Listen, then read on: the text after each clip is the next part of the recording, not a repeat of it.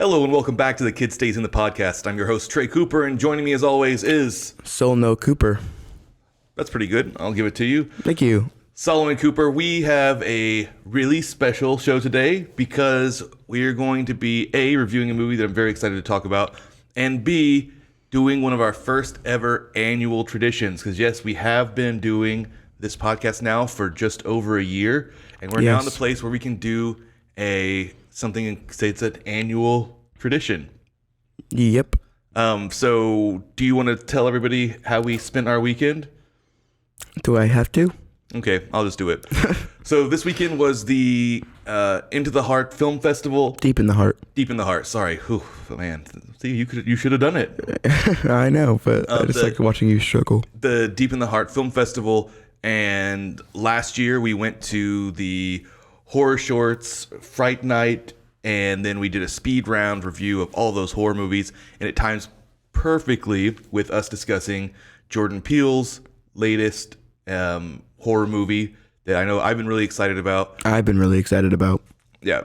So we're excited about doing that. To be clear, we are going to be judging these movies based on the fact that we know that they are kind of lower budget indie short films. So obviously we're not judging them against like AAA features. No. And we should have worn our Deep in the Heart shirts. Oh, we should have, but the festival's over now, but we could have still worn them. It's not over. It ends today.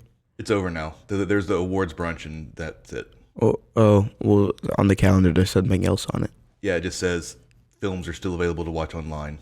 Fun. Maybe after this break I'll just run outside and grab my shirt. Okay. Just think it'd be fun. But yeah, we went to the opening night on Thursday. It was really great. They had food and drinks and everything, and then Saturday we had worked with the Brazos Theater and did some script readings for the script competition, and got to meet some of the screenwriters, and they had some of the folks that had come in from out of town. Well, it was a really neat experience, but yeah, definitely was looking forward to the most was watching the horror films, the horror shorts. Yep. And no draconian rules like last time where you couldn't bring any food or drinks into the movie theater. Yeah, we ate so much food. Yeah, what's funny is last time they actually had tables still in front of you, and everybody else brought food in except for us because we followed the rules. Also, I know this is silly, but every time I say horror shorts, I always think of like some really scary shorts that I really want to buy now. Like pants? Yeah. Like pantaloons? Mm-hmm.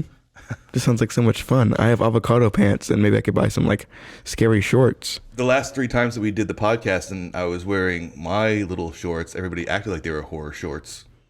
That's true. So do you have the list of all the short films pulled up? And does it have the name of the filmmakers? No, it does not have the name of the filmmakers. It's too bad because I'd really like to give a shout out to all the filmmakers who made these, except for some of them probably wouldn't like us to do that if we didn't love their film. Yeah. Nothing but love, by the way, even if we didn't particularly. We still encourage you to keep going and keep pushing through. Yeah, absolutely. Just wasn't our cup of tea necessarily. Yeah, it's nothing. If it's not something we like, someone else probably likes it. So for those of you who didn't tune in last time, this is a really quick segment. It'll be about 10 minutes, and we're going to be reviewing. 2 people will be reviewing 10 movies. 10 movies, right? Is it? I think it's like 12 or 13. All right, whatever. We're going to be reviewing all the short films, 2 people, in about 10 minutes. So are we going to go like, I'm going to name the film, and then we're both going to say our opinions on it? Or are we going to go like, you go through a line, and I'm going to go through a line? No, just you name the first film, you say your little blurb about it, why you're giving the rating you're giving it, and what star. About you. Oh, actually, let's do this. Let's reverse. That's what we normally do. Give your star rating, and then say why, and then I'll do the same thing. So it's like the first one I said.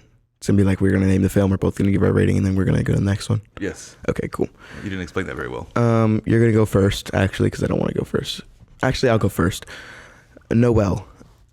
First film was Noelle. Okay, I remember that one. Yeah, so Noelle. I think that was pretty neat. Really short. I feel like we have to tell people what the movies are about really quickly. I'll do that. I'll just do the synopsis. How about that? And then I'm just going to give us both of our opinions. No. I'll do the synopsis, then you give your rating. Then you're like, whatever reason, I'll say the same thing. Okay, cool. All right, so Noelle, really short film about a woman whose son sees a ghost. It's like a classic ghost, like somebody put a blanket on with holes in it. And then when she goes in there, it turns out that the ghost was her real son, and the real son was the ghost all along. Like an actual ghost. Yeah. So I really like Noelle. After that, they talk about like stillbirth and stuff. Oh yeah, there's a lot of text at the very end. Yeah, and like the text was like half the movie. Overall, it was pretty. I thought it was pretty neat. And Noelle was what is it called? A palindrome. Palindrome. So it's Noelle Leon. Yeah. So that was like, it was like a Spanish thing. So yeah, overall, I think I'd give it like a 5. There was not a whole lot of there. It just like it explained the rest of what they wanted to do. 5 out of 10 with the text. Yeah, 5 out of 10. I would probably give it a 5 out of 10 only because it was very technically proficient, but like there just wasn't a lot of there. You know, there was one twist. They see a ghost. It turns out that it was actually his twin brother that died, and then there's like, it felt like 5 minutes of text about stillbirths and how it makes women feel, which felt kind of gross also considering it was directed and written by a man. Yep. Anyway, moving on. Spectre of Weeping Hill. Spectre of Weeping Hill. Spectre of Weeping Hill was a short film about a girl who had some kind of past trauma because she saw what she thought was the ghost of a Civil War soldier. So it looks like she's visiting the hill to find out more about it. Anyway, go. What and her sister died. And her sister died. And that's like, she's trying to mourn that. Overall, I honestly, I did not care about it in any way. It didn't bring me any joy whatsoever. I didn't understand why it was happening. I just felt confused the whole time. So I'm going to give it like a 3 out of 10. It looked good. This fog was nice, I guess. Really sorry to say, the monster was goofy. Didn't like the script for this one at all. They spent 5 minutes, it felt like, of their short film. It wasn't really, but having dialogue in the car that wasn't very good, wasn't compelling at all. Didn't actually explain the movie in any way.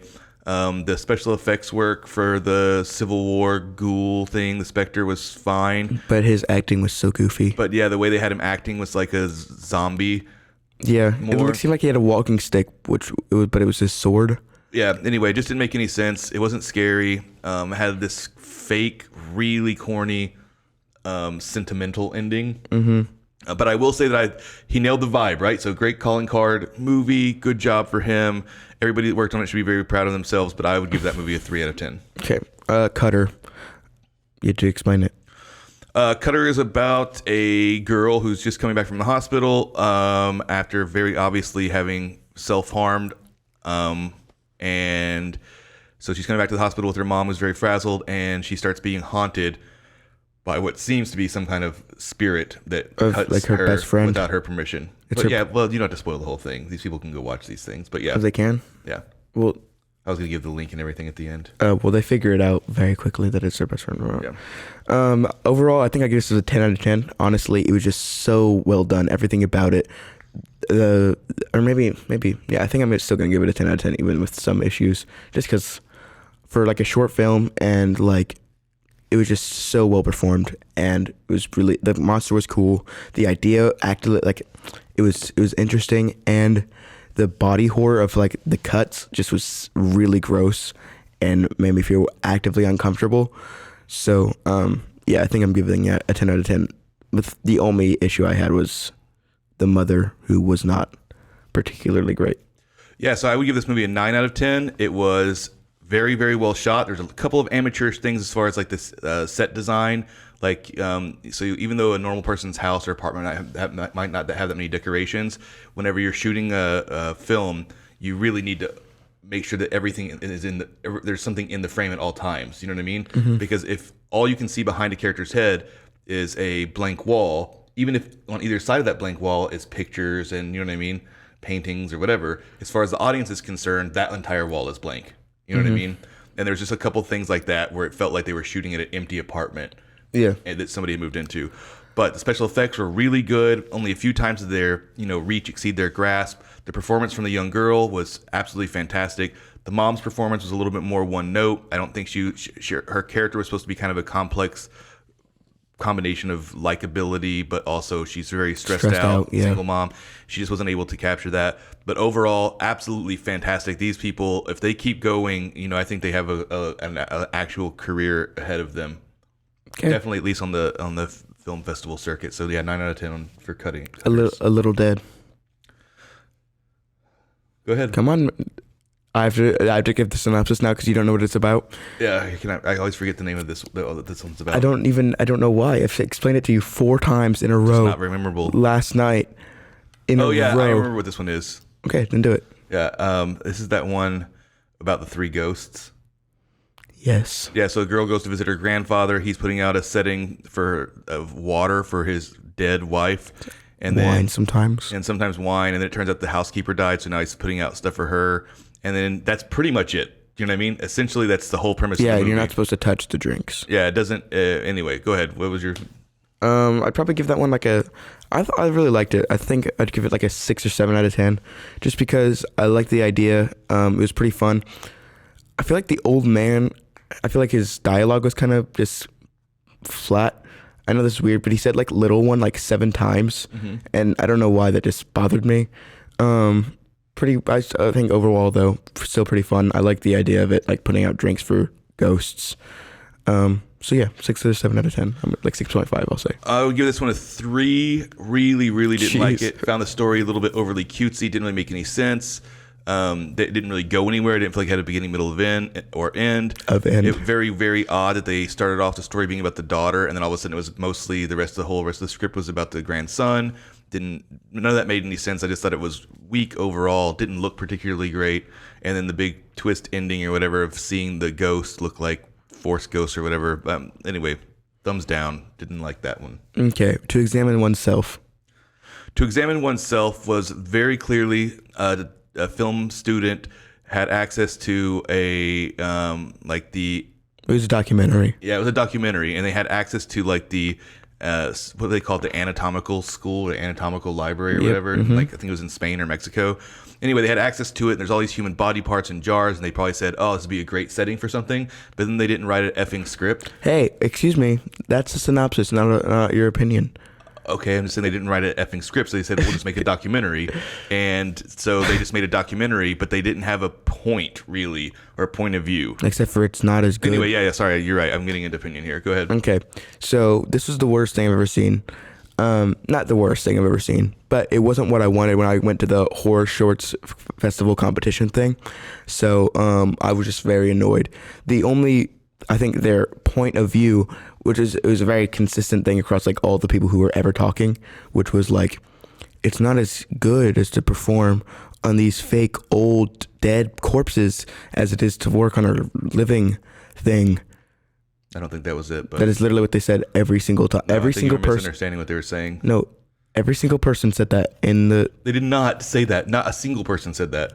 They weren't. None of them were saying, "Oh, it's not as good to be cutting open these things to cut open real bodies." Yes, that's exactly what they said, Wrong. Okay, whatever.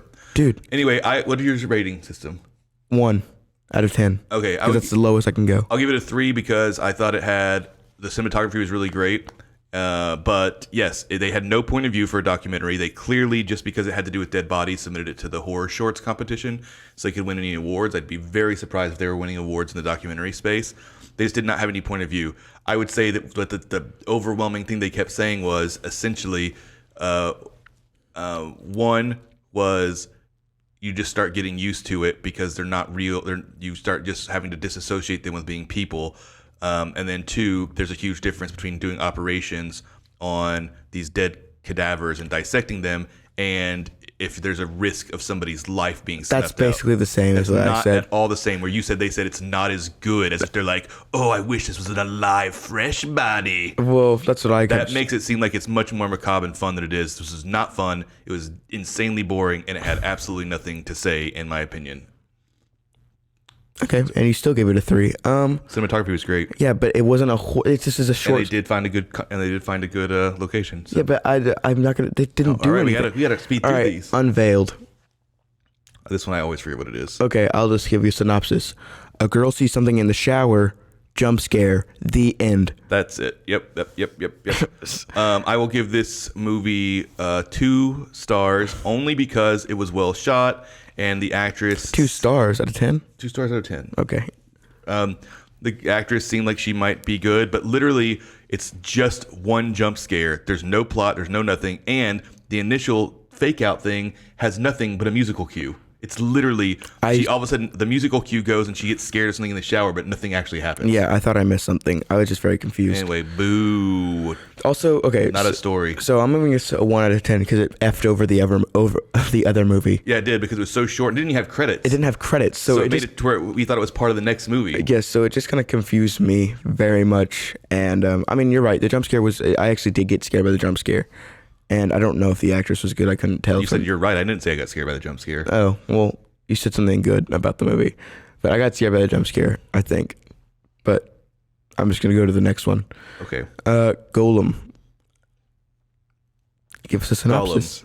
Golem. Yeah, this movie was very confusing, like Solomon said, because it was only confusing because we thought it was part of this jump scare thing at the beginning, but that was a totally separate thing. But yeah, it takes place in World War II. Some Nazis are looking for a Jewish guy that's hiding. He reads from a magical Jewish book that raises a golem, which is, if you know anything about Jewish culture history, or if you've played any D&D, is like a giant clay Monster that does the bidding of its masters, and it murders all the Nazis. Love the creature design. Me here. too. I loved him. But because I thought it was part of the other movie, I was confused the entire time. And then it ends with a really weird thing of a woman watching like a claymation movie about a golem, and I didn't understand how it fit together. But that's probably because I was still confused with another thing. Anyway, I'm gonna go ahead and give this movie a 7 because I thought it looked really great. I thought it looked really great, and the monster effect was really great. And it's not the movie's fault that we were confused because of the programming. So, okay, well, I'm going to give it a 6 because, like you said, I loved the monster design. It was so fun, so unique, and I just loved everything about it. Glowing eyes just gave me, I just loved that vibe. And then it, like, went into the movie. I understood that. I just didn't understand why the girl who's running the projector had the book at all. There was no reason for it. That's not because of the previous movie, or that screwed it over. So I was just, like, very, very confused. All right, we're going to speed through these. We're already over time. We need to take a break. Thank you for nothing. Thank you for nothing. Which one was this? You do the synopsis. No.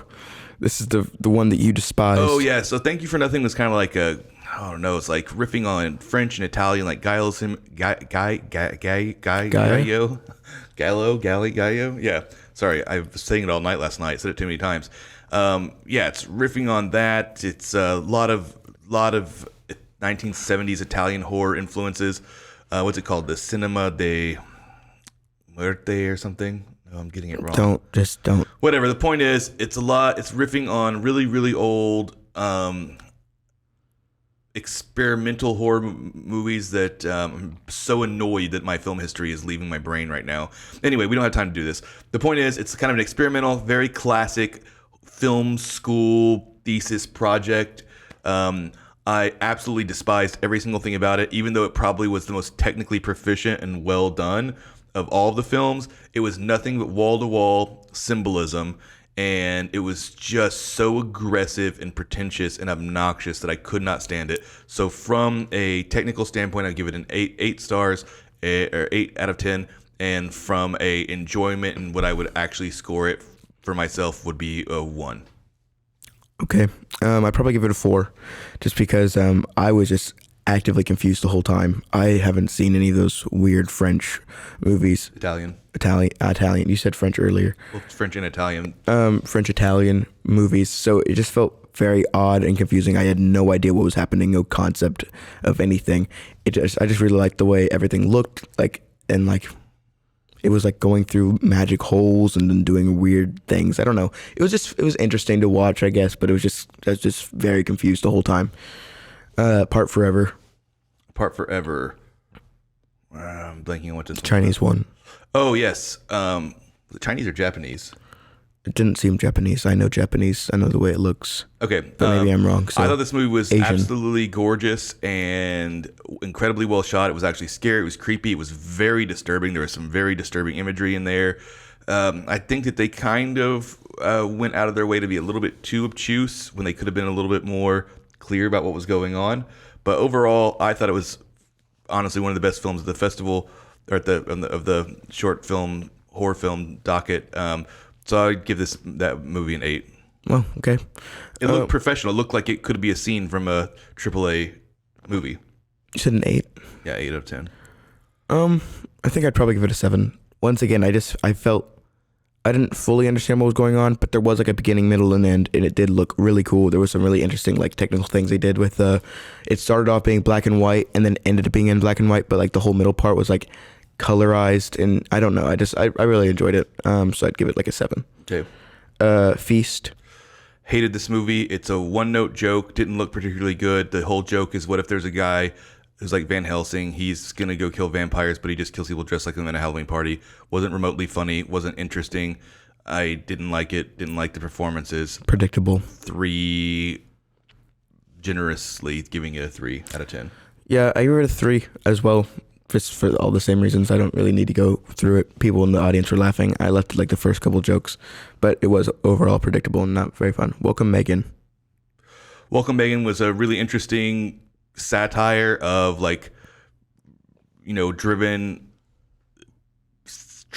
successful women who like join really intense spin classes. But what if a spin class was so intense that you actually had to murder somebody to get in? I thought if they could have had a little bit more money to get a better location, so it felt like it was in a real gym, I think that would have really pushed it over the edge. So I'm going to give it a 7.5. But the script was really tight. The premise was really funny. All the performances were great. So I wish I could give it a 9, but it just felt a little bit too cheap. I never believed that I was at a spin class or a gym.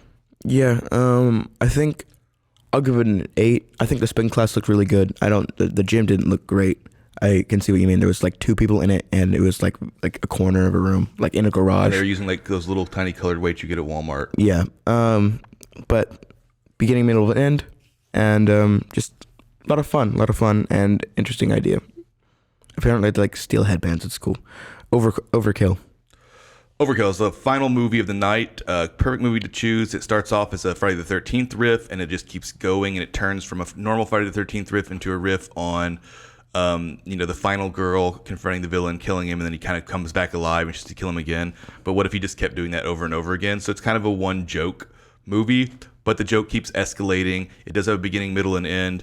I honestly initially was going to give this movie a 9, but I'm going to have to drop it down to a 7.5 because the more I think about it, the opening scene where it's riffing on the campers in the woods really doesn't go anywhere. Half of the cast that's very funny just disappears from the movie.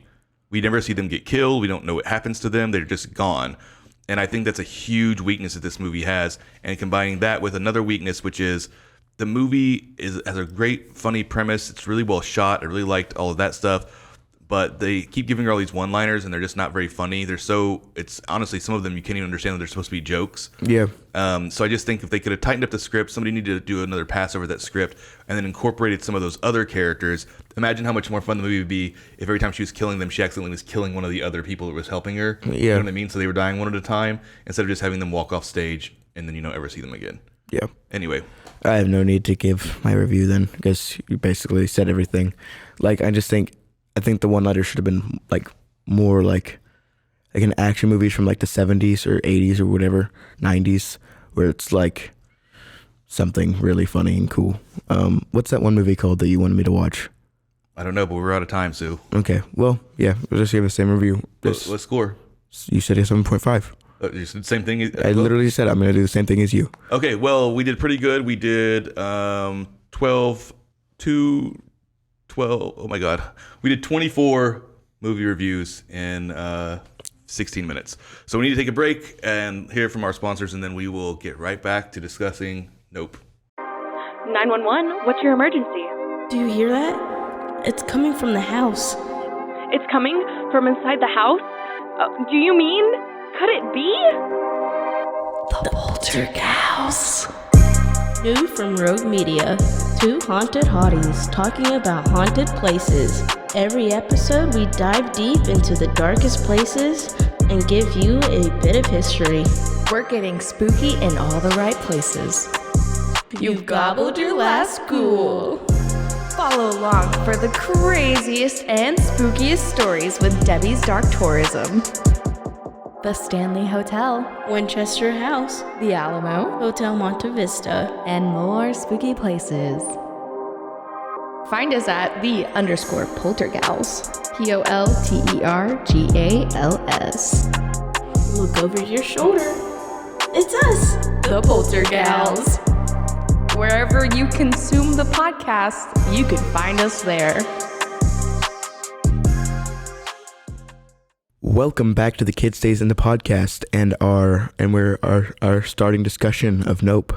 Yes, and for those of you who, for those of you who listened to the first part and then skipped to this part, but for those of you who are wondering, the short films that we just now were talking about that we reviewed from the horror shorts for Deep in the Heart, you can watch those now online at deepintheheartff.com.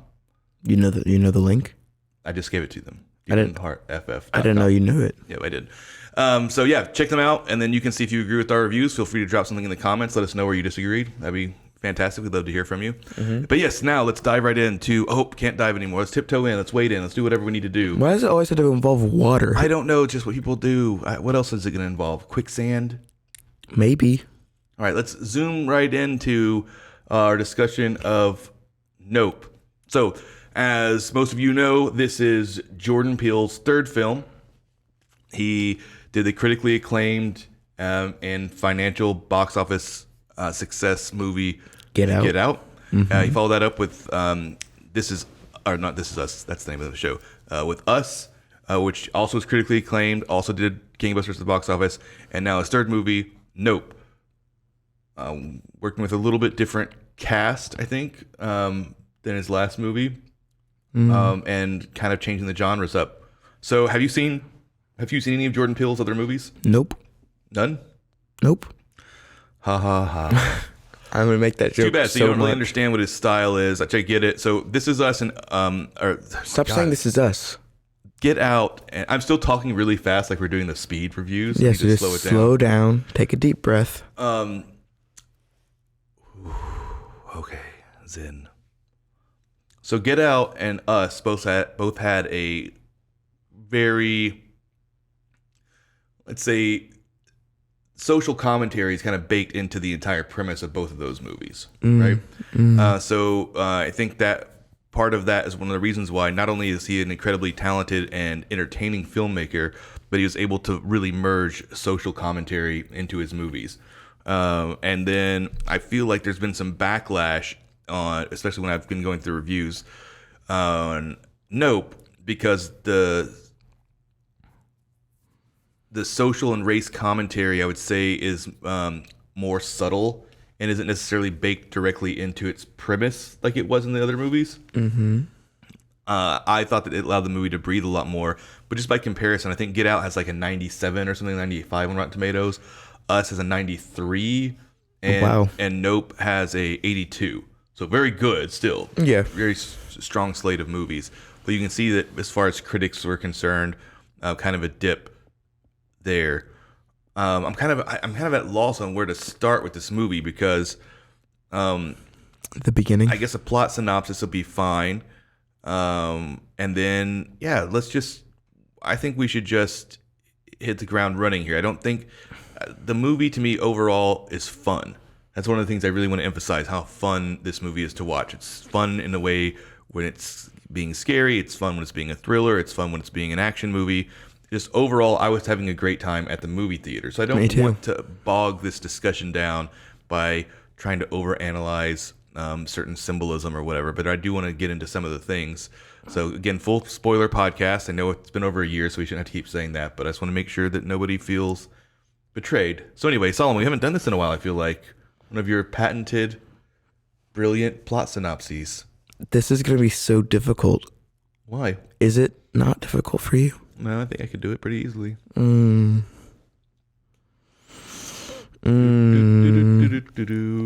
There are some aliens.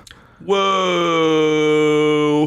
Crazy. Well, that isn't the plot synopsis. You just skipped to the very end of the movie. That's in the trailer. There are some aliens? You don't know that from the trailer? Yes. No, you don't. Okay, fine. There's a UFO. Unidentified.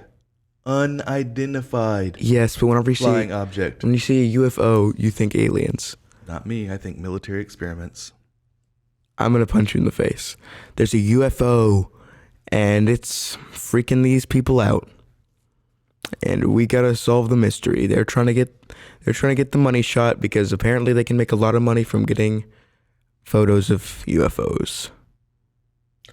The Oprah shot. Not what I would do. I would say They're trying to get the money. Oh my God. What? I would say it's about a family of horse ranchers that, and they start experiencing terrifying phenomenon that they believe is caused by a UFO, and they start trying to uncover the mystery. That's basically what I said. No, you didn't even say they're ranchers or anything. They don't need to know that. It's a huge part of the movie. It actually is fairly big. So, Medium sized.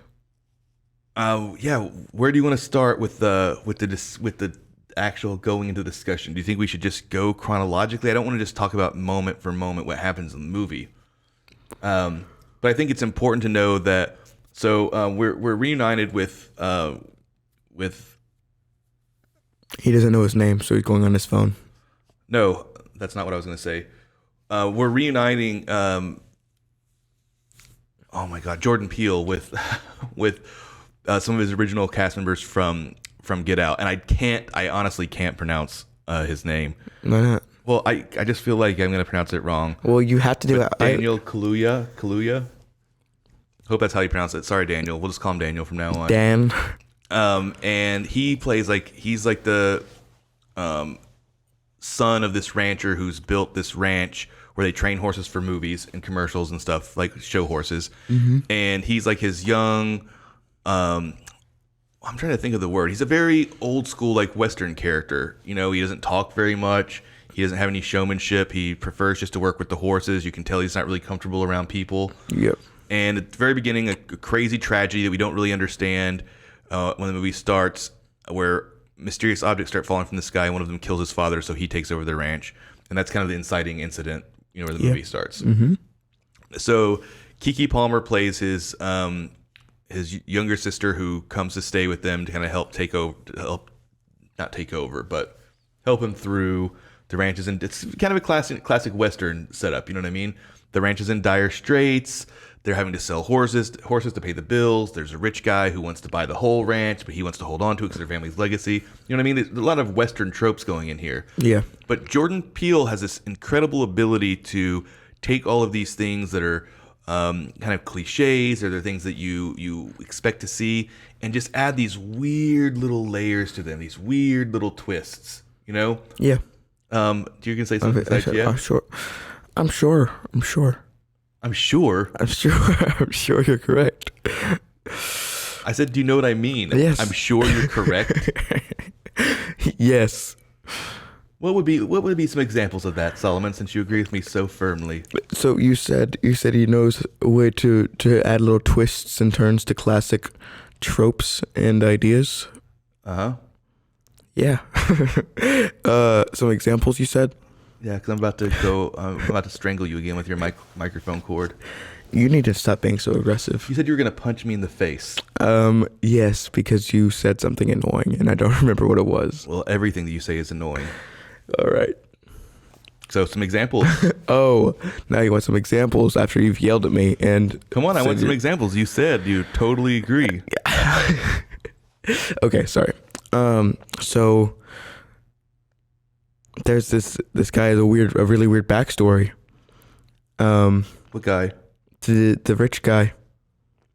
He's a weird backstory that I think is a twist and turn that no one would expect in a movie about UFOs. There's a crazy monkey on a sitcom show. It's an ape. It's a crazy ape on this sitcom, and basically they have a sitcom about this ape. What's his name? What is his name? I don't remember. Freddie? Grover? Grody? That's the name of the sitcom. Grotus? Is it Grover? No, it's not Grover. Something like Gordy. So yeah, basically it's like a sitcom with a family around. It's with an ape. It seems like a very classic, like old school, dumb sitcom. Like on the Disney Channel. Let's pause before you get into the sitcom thing, because I was actually going to start a little bit before that. So already before you asked for an example. I know, but you moved too far into the movie. Well, how was I to know where you wanted to put my example? I wanted to make sure that you even knew what you were talking about, since you were just saying yep. Yeah, over and over now again. Now everyone's going to be confused. They won't be confused. So one of the things that I thought, so already you have, like I said, there's like a wealthy person who's trying to buy the ranch. Normally that would be another rancher, you know what I mean? Sure. A wealthy landowner.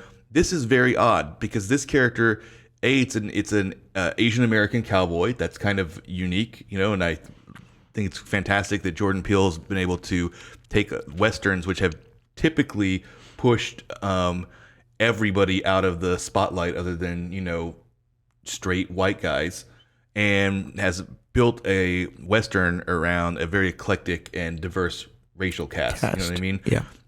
But yeah, so it's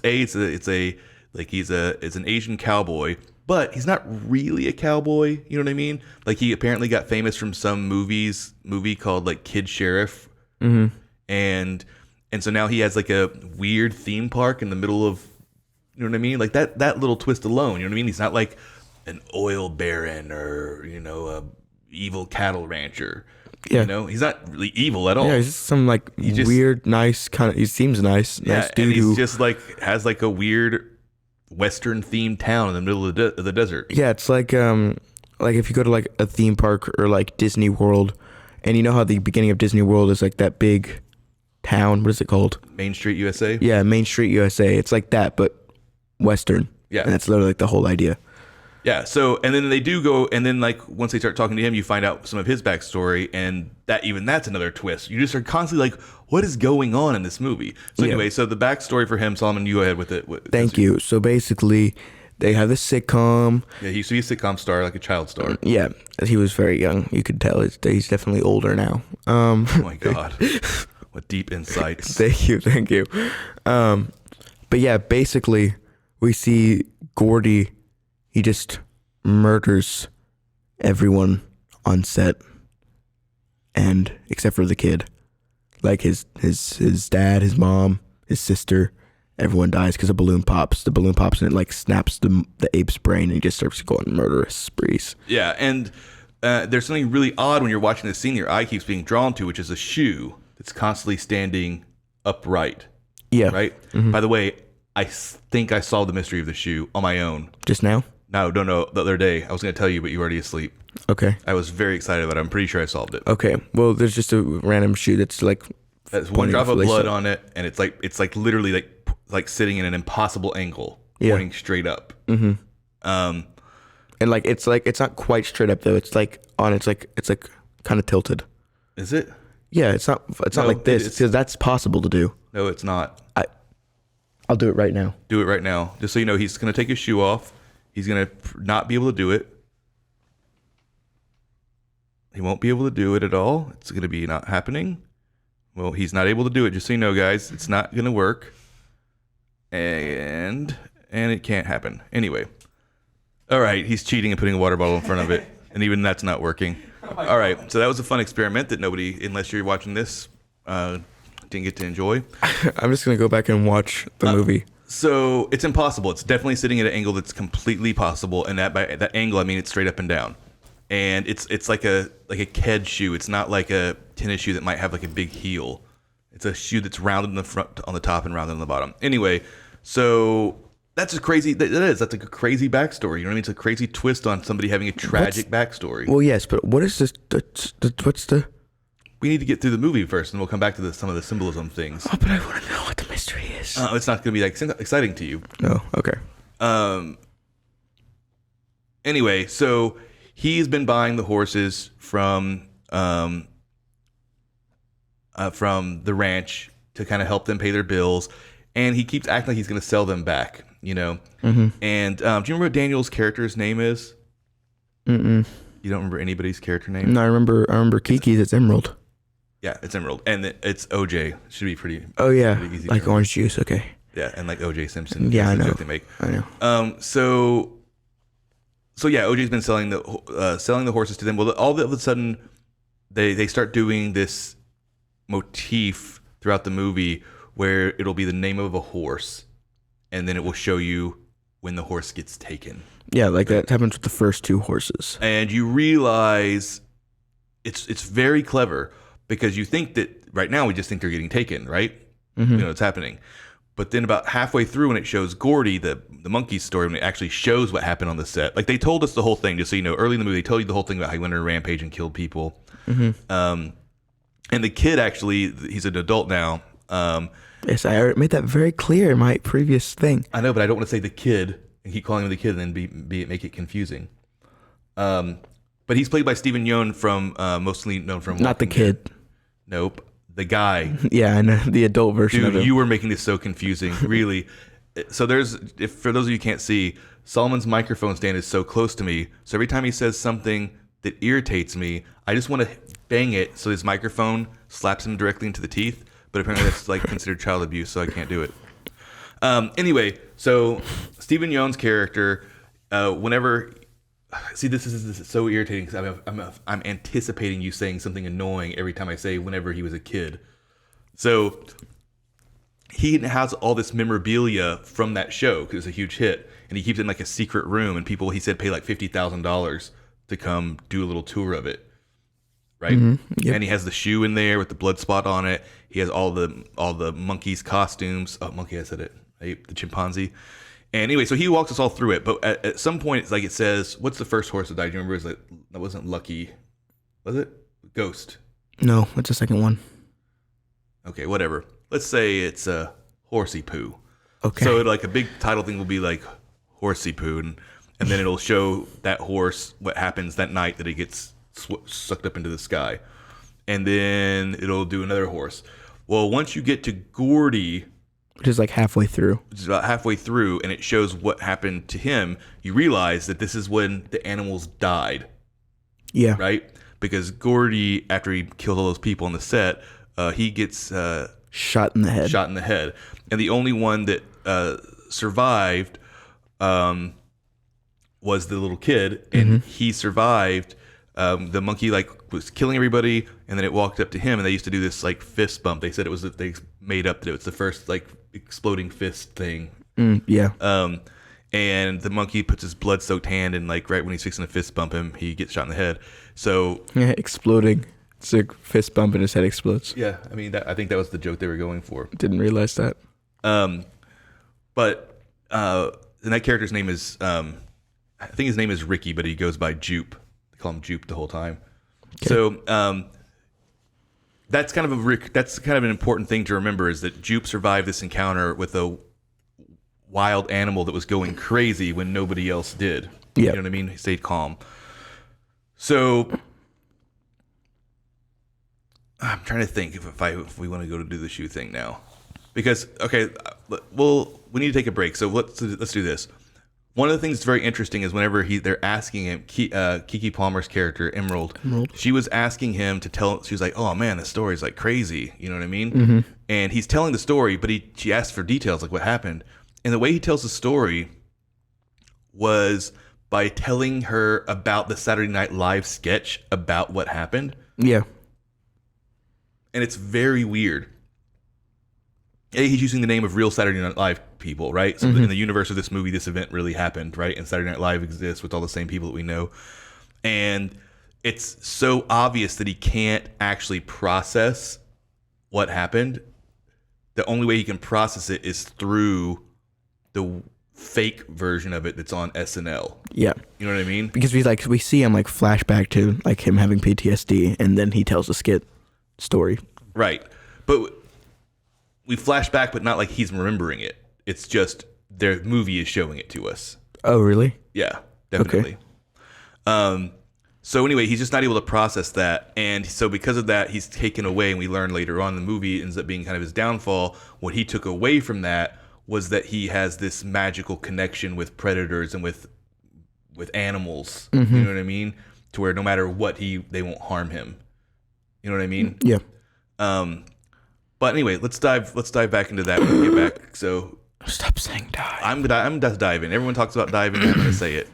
Anyway, we are over time yet again. So quick break, and we'll be right back with our discussion of Nope.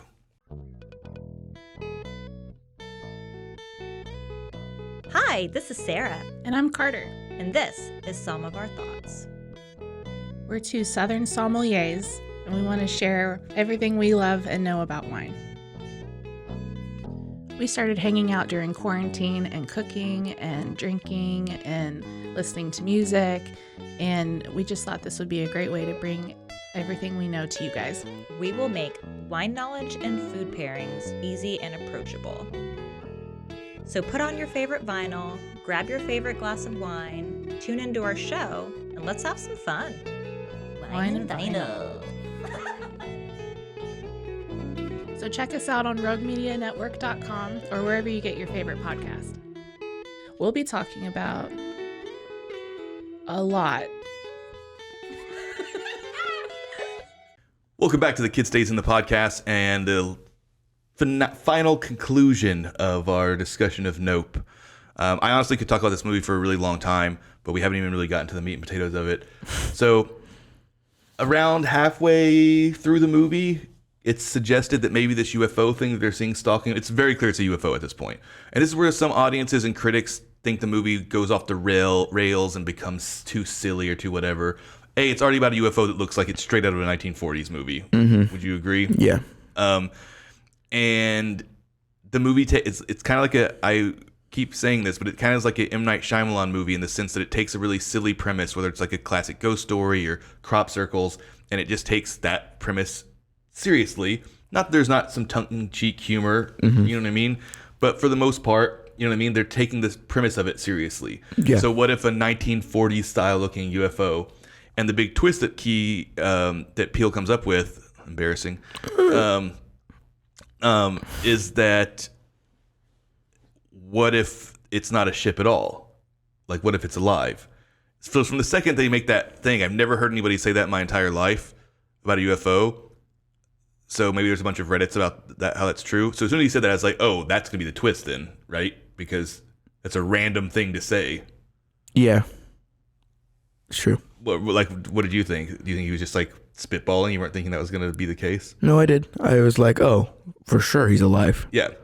Yeah, so it turns out this thing is like this big UFO-shaped monster alien. I was going to say like space manta ray or something. Yeah. And it comes down and hoovers people up through into its mouth. And that's what the thing that you normally see of people getting sucked up. It's really this big monster. It's like the little, what is it called? It's this thing, the rays. I don't know what you're doing. Oh, the tractor beam? Yeah, it's like the tractor beam is like a tornado, basically. But it's just his mouth sucking them up like a vacuum cleaner. Yeah, very interesting, very interesting. So let's get back to Jupe's character really quickly, because I think that understanding where he was coming from kind of helps understand one of the big tragedies of what happens in the movie.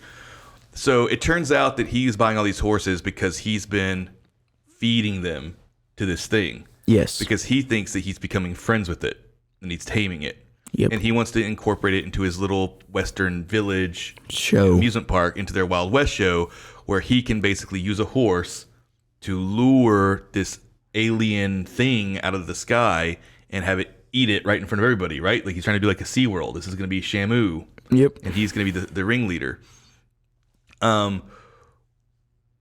What he doesn't realize that it's kind of a recurring thing throughout the movie is that wild animals, you can't look them in the eye when they're agitated. You know what I mean? Yes. And especially predators, you don't want to look them in the eye at all because it shows them that you might be a danger to them, a threat to them. Yes. You just keep saying yes. Do you have something to add? It's not, you're no. like making a confused face and then just saying yes. Because I'm just thinking, okay? And I'm processing what you're saying. And Well, I'm this is saying a yes. conversation, so you can say more Well, than you're just yes. telling, just keep going. Why? Because I have nothing to say about what you're saying. Okay. Well, you're making like really weird faces. That's why I'm Because I was asking. processing what you're saying. Oh, God. I don't want to just say yes, yes, yes. I want to say yes. You're looking Yes. like, is that true? That seems untrue. Anyway, so it becomes very clear that one of the reason that or I shouldn't say very clear, when you think about it, you see the reason the ape didn't attack him was because he was hiding underneath the table and there's a tablecloth that was cutting their eye line. So the ape was still mad. It was still like kind of in a frenzy.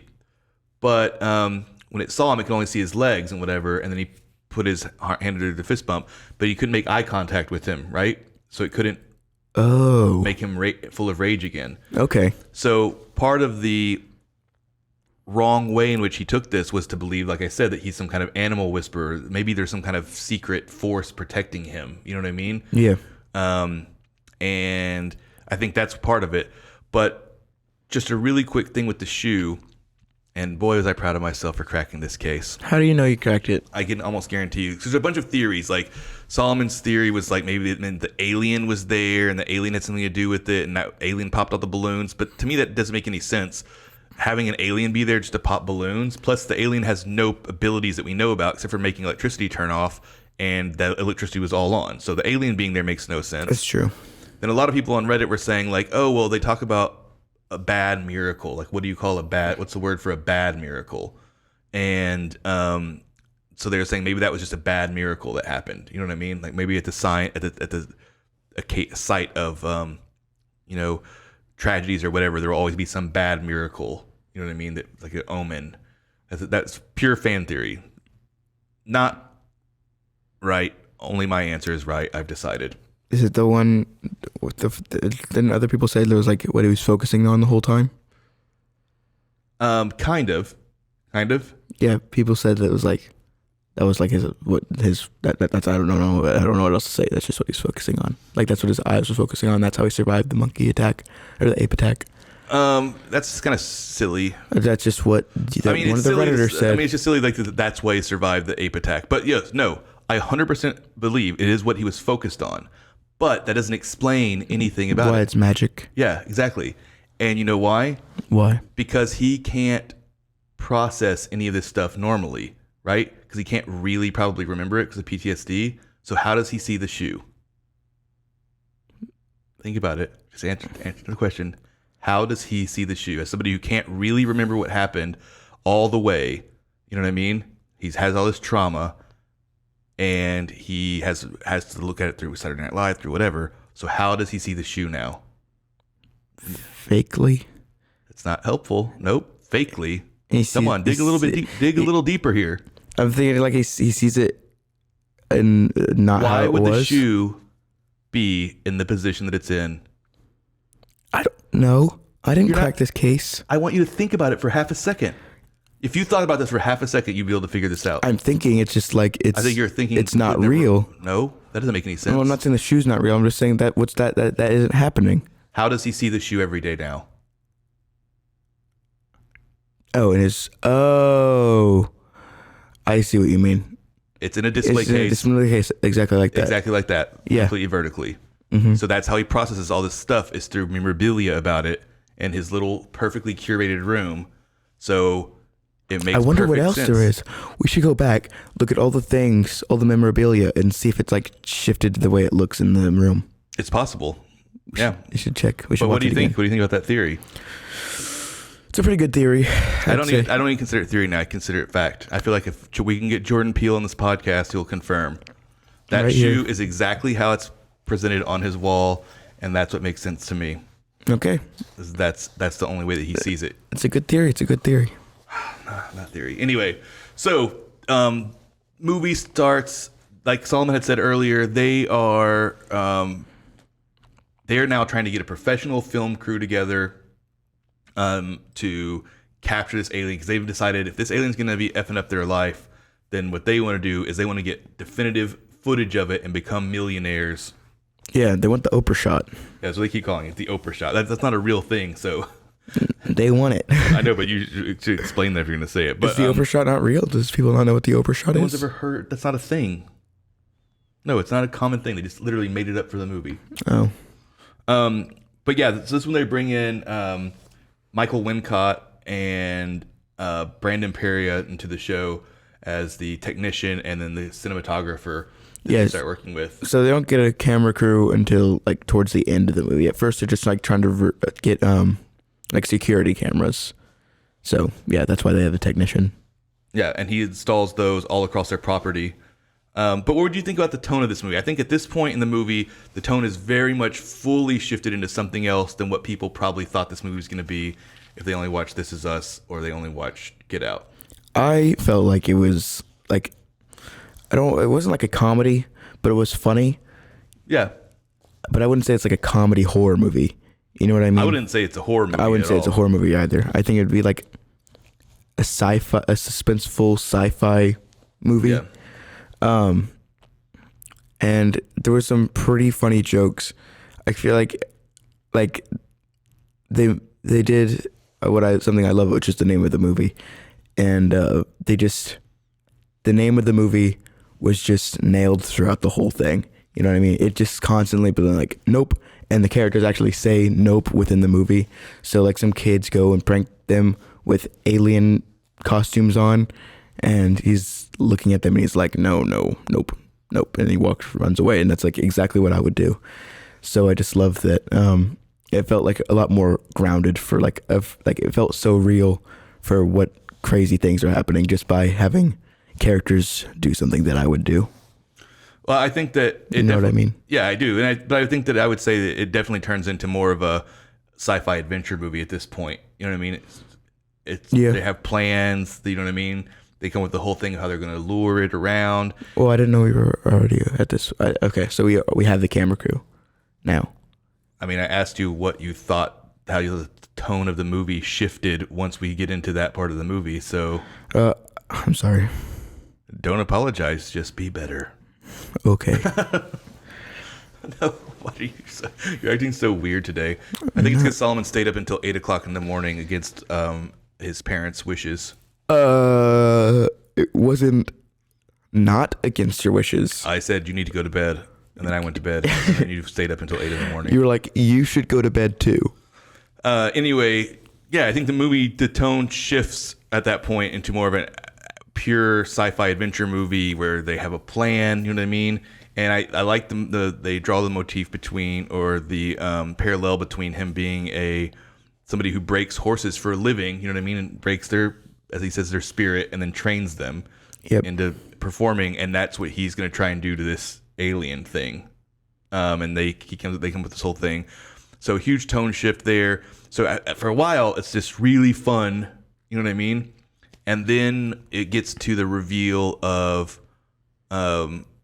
Ricky, Jupe's big Western show that he's doing what would you call it, a soft opening test run of. Mm-hmm. So he buys one of the horses from the ranch, and he gets a bunch of people. They're in a big, kind of a chintzy Wild West version of, like a rodeo arena or whatever. And he tells them he's going to get the alien to come down and blah, blah, blah. Well, at this point, we know that the alien is a eating monster. A monster that eats things. A hungry hippo monster. Yeah, and the girl, actually, one of the girls from the sitcom that was mauled by the chimpanzee. Yep. She's there, and she looks like somebody who was mauled by a chimpanzee. Like she survived, apparently, but her face is like all eaten off. So what's funny is that you see her in the trailer, and it actually makes what you think the movie is about way more confusing. Like, I thought this movie was going to be like zombies and aliens, and it's going to be crazy. But no, it's just that lady who got mauled in the face. Yeah, I thought it was going to be like Invasion of the Body Snatchers, right? Where some of the people were also aliens. Yes. And she was like kind of morphing into one. Mm-hmm. But nope, her face just got ate off. But yeah, so she's there, and then the alien comes, and we kind of talked about this earlier. We've been all over the place with this movie, unfortunately. But one of the big things was about looking them in the eye. So they realize if you don't look up at this, if you don't look at the thing, you know what I mean, he might lose interest in you. Yeah, it's been made like very clear. Like towards the beginning, we see one of the people, like they put the mirror in the eyes of the horse, and the horse like freaks out. Yeah, because he sees his own self looking at himself. Yeah. But anyway, so everybody's looking at the alien. You know what I mean? So through his hubris and his inability to have processed all these things and processing them the wrong way, you know what I mean? Mm-hmm. He has everybody doing the exact wrong thing, which is staring directly at this predator as it rushes down. So it ignores the horse completely and sucks up all the people. And at this point, the movie, there's a really nice pivot from, it's just a fun sci-fi adventure movie where they're just these people at a ranch fighting off this UFO thing, this alien, into how horrific it would be. And you watch them being like sucked up and going through its like windpipe and up into its like through its throat. And you just hear them screaming and screaming for literally hours and hours. Yeah, and like the screams, you can hear them like because it moves around, and like I don't fully understand how it works. I don't know if you can like hear like they're still alive and they're screaming, or if it's like if the UFO's echoing them out. but like whenever it moves around, you can hear the screams like around other places, and it's just very off-putting. Oh yeah, and one of the scariest little scenes in the movie was, so they actually use a big metal horse statue to trick the alien into eating that, and it does. So when they're sucking all those people up, the girl with the mauled face is getting all digested or whatever, and as she's getting moved up through its throat or whatever, she runs into that horse thing that's lodged in there. Yeah. Do you remember that? Mm-hmm. It was like really startling. Anyway, look, there's so much more we could talk about. I could have done a 2-part podcast about this. I had so much fun with this movie, but we're at 15 minutes now. Let's take a really quick break. We'll come back with a quick 5-minute wrap up with our reviews. Sound good? I'm not sure. Sounds good to me. All right.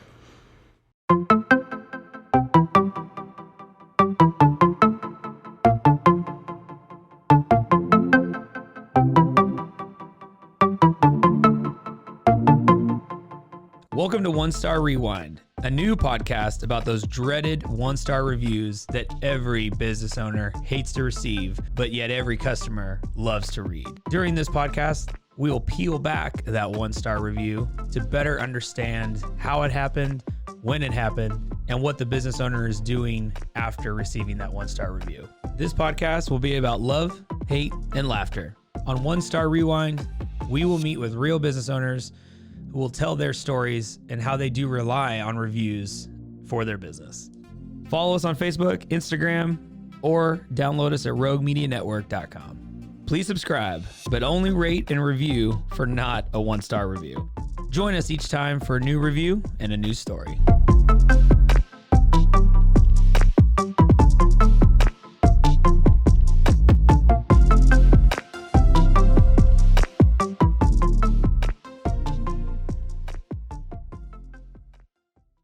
And welcome back to our last couple of minutes of our discussion of Nope. Yeah, so, I think it made it very clear how I feel about the movie. Do you want to give us a quick wrap-up of your thoughts, any stray thoughts, feelings, then, go ahead and give us your score? I feel like I've already said all of my feelings and opinions and thoughts. Pretty big thoughts I had. Pretty small thoughts, actually, but okay. Overall, I think I really enjoyed the movie. I think I would go back and watch some more of the other 2 Jordan Peele movies, because this was just such a good experience. And if this is like consistent in his style, I think I would really enjoy his previous movies. So yeah, I think I'm gonna give this movie probably like an 8.5, 9 out of 10. You had to pick one. You can't just say you'd give it this or this. An 8.75 out of 10. Okay. Big, magical UFO monsters. Too long. I like it long. It's like back to the old ones. Well, look, all I want to say is that I understand that people who are used to Jordan Peele stuff being... I don't even think that this movie... I don't think it's fair to say this movie doesn't have any social commentary. It's just that it's not as overt and on the nose, and people can't walk out of the theater necessarily feeling so smart and smug and patting themselves on the back like, some people do when they watched Get Out. I know a lot of white people in my sphere that walked out being like, oh, I got all the messages, and at least I'm not like those kind of white liberals. And it was like, oh, are you not? You starting to sound like one. But anyway, I get it. But for me, there's a line that is in this movie. It's from Cassavetes, where he says, "I do 2 for them and 1 for me," right? Which means that you would make 2 movies for the studio. That way, that the studio will pay for you to make the one movie that you really want to make. Yes. It's a common thing from old Hollywood. And there's a line where the cinematographer says that. And it's really funny because, I don't at all think that the first 2 movies that Jordan Peele made were for the studio, quote unquote. Those movies obviously meant something to him and he cared deeply about them. But I think there's a little bit of, but this is the kind of movie that I would just prefer to be making. You know what I mean? Yes. A fun, taking old sci-fi stories from my childhood and just making them through my voice. You know what I mean? Adding my spin on them. And, if a big shape-shifting alien UFO seems silly to you, then you're probably not going to like the movie. If that seems like not something you want to see, you probably don't. Because that's what this movie is about. This movie is just so fun and just so such a unique idea, and just everything about it was just so much fun and fulfilled my heart. Yeah, I mean, like I said, the weird ways that he would take backstories, the weird way that he would manipulate tropes, and it's weird without feeling confusing or pretentious. It just makes you feel a little bit off kilter because you're not really sure what to expect. Anything can happen, and that's fun.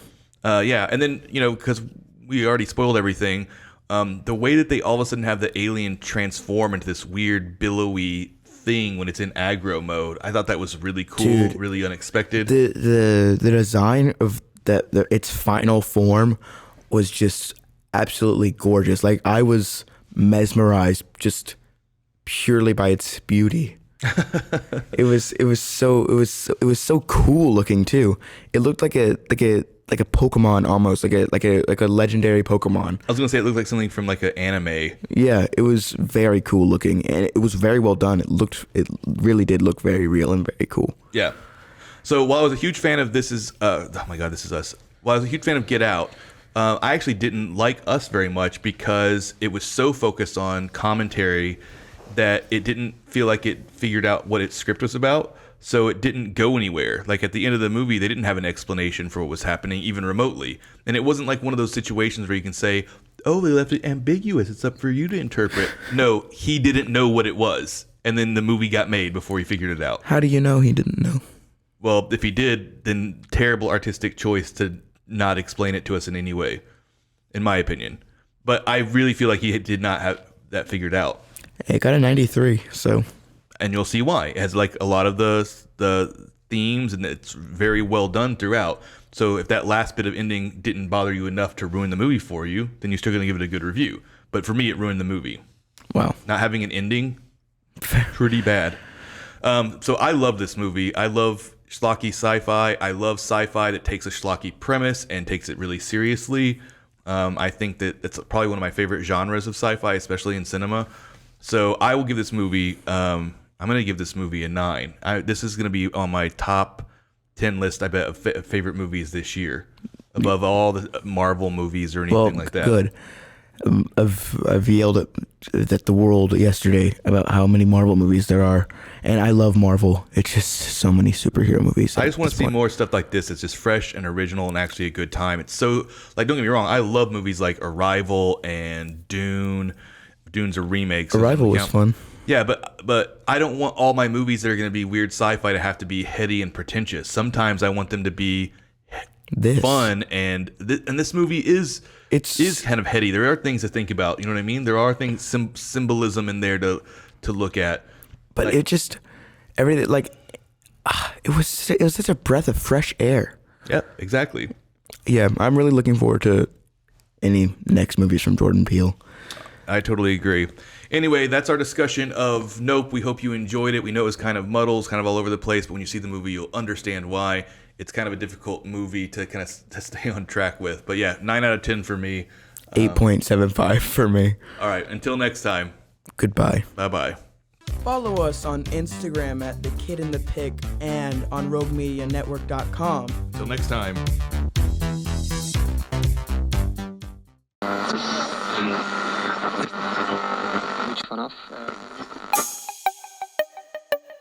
This has been a Rogue Media podcast.